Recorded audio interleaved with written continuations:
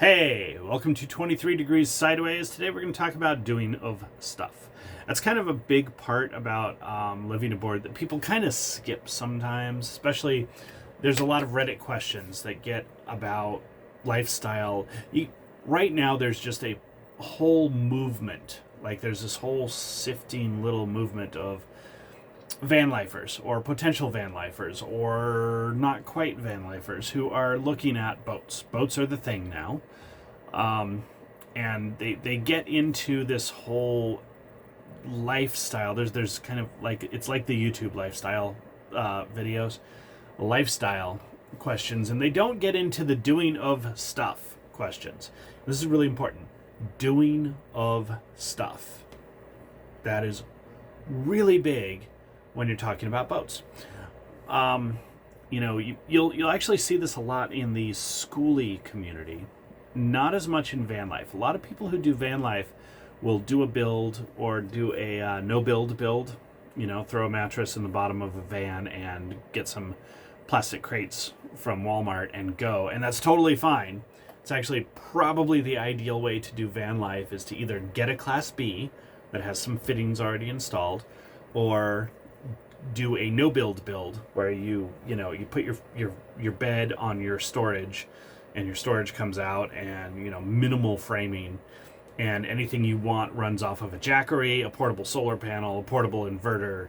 Like, don't wire anything or bolt anything into the van, and you're good to go, because when the van breaks you can switch vehicles, or if there's an accident or something. There's not as much of an issue with maintenance. There's not as much of an issue with rebuilding. There's not much of an issue with fiberglass blistering or whatever it is. And that's just, there's not this constant maintenance cycle in the same way that there is with a boat. So when I lived in a van, I've done this many times, like literally pick one. Let's pick the E150. There was an E150 conversion van. So it had a pop top, but it wasn't quite standing room. All right. It was if you were 5'1". Beyond that, it was not standing room. So, but it was comfortable room. And there was a bed, and you could fold up the bed part way so that you had more floor space inside. And there was no inside table.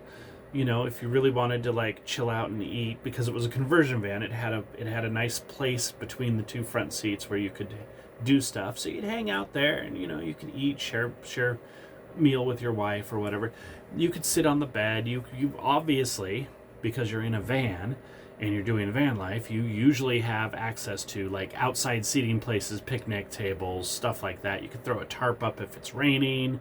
If you want to do maintenance, you do basic maintenance. You go in, you get an oil change and a tune-up periodically. You get new tires periodically. You rotate the tires if you remember to, and basic stuff like that, just basic car stuff. And if you're in a dusty environment and you're going through a town and you feel like it, you might want to wash the van, like go through a car wash. That's cool, easy enough. Boats aren't like that, right? When you get to the schoolies, school bus conversions, you get people who are into the lifestyle, the van life lifestyle, and they want to buy a converted school bus, and then they'll spend a little more money and have a little more stuff. You get people who buy a bus and then spend a lot of time doing engineering work and conversion. The people who do the work tend to have a lot more mechanical troubleshooting skills, abilities, stuff, and they learn lessons the hard way. You run out of diesel one time and you're like, never again. Just never again. There comes a point where you're like, I'm not even letting it go below a third of a tank, because it's just a hassle. You don't want to reprime your whole diesel system after it gets air in it. Just no.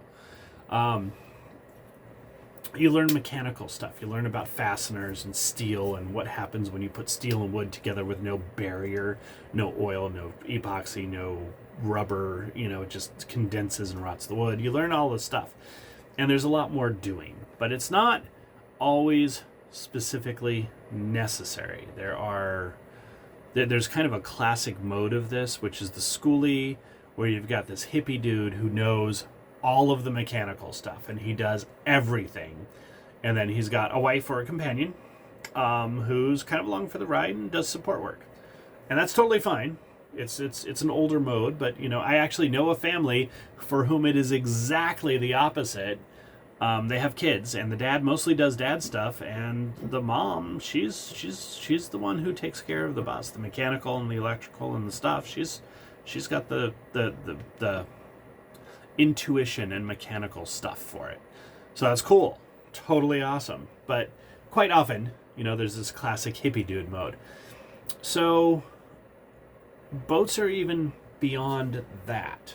In you really, if you want to live aboard, you kind of need to have that idea that you're going to mess with the boat.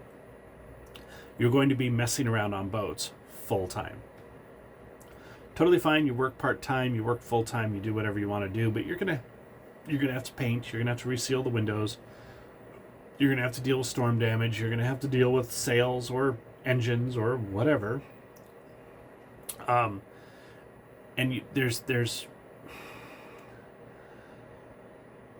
There's the almost requirement, I hate to phrase it that way, requirement of constant doing of stuff, but there's the joy of doing of stuff. You are very involved in your environment. You're involved in your localized environment, your personal ecology.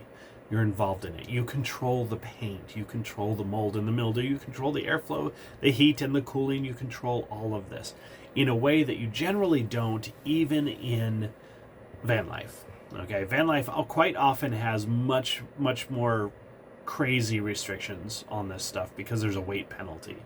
Being able to run, taking a standard van or pickup truck with a camper shell and converting it to have AC comfort every night in the summer with batteries and no hookups is like crazy hard.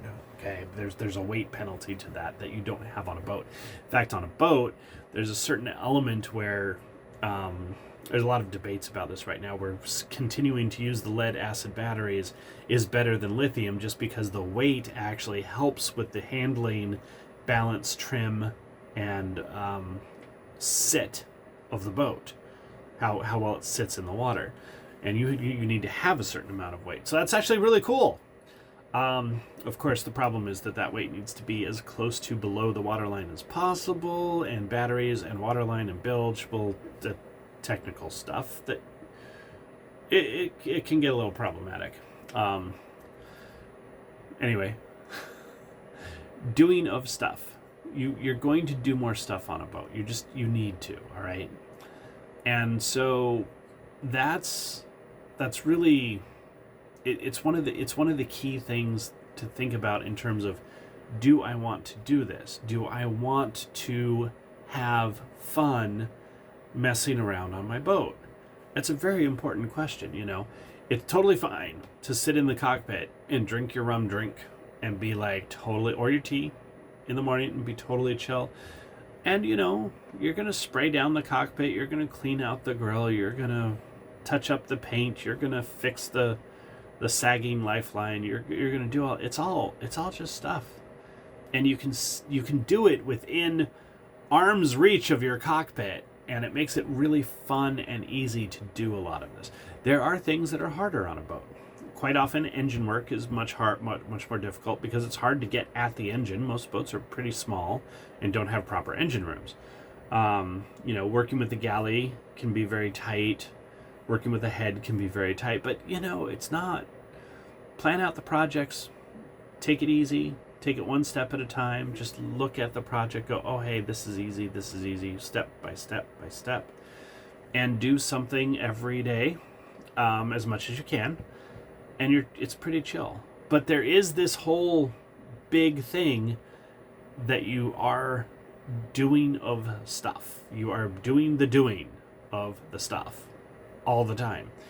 And I think a lot of people who are coming over and posting on the Reddit, I'm looking at Reddit right now, that's why I'm looking over there. There's a lot of these posts, and they're coming up a couple times a week on certain forums, certain subreddits, where it's just like, oh, this sounds so cool, dude. And I'm like, it is so cool, dude. You're gonna have to work on the boat. I mean, your lifestyle, your quality of life is going to depend on doing stuff on the boat. It doesn't have to be complicated. Doesn't have to be done yacht style. I don't care if you paint your teak because you don't want to deal with oiling it every 2 months. But you're going to have to do stuff. You're going to have to think about it. You're going to have to work with an environment that is a little less forgiving than a parking lot or an RV park. So think about it. Really, really take this to heart, because this is such a positive and wonderful thing, all right? You get to make, decorate, and put soul into, put life into your environment, your living environment, in a way that almost no one else can. And it's amazing. And you're going to do it. You can't, it's kind of inescapable. That's the part I'm trying to get at, is that you really do need to do it. That's it. Short video for this time. And, stay active, enjoy your boat, and stay sideways.